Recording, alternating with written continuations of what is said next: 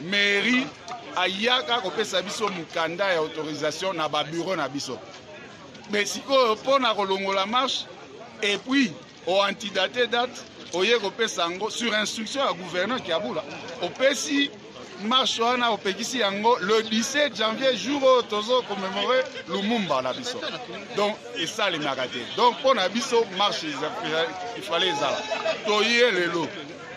Bomoni réponse disproportionnée. Il y a police. Les gens sans armes, main levée, en tenue blanche. On a relâché ça que tous en a fait. Mais oye nani, oye na ba balle réelle, au beti yango, oye na ba sereng, oeza na kisi na kati. O moko na biso azui tongawana et que loboko ici est vimbi. Oye bina noté.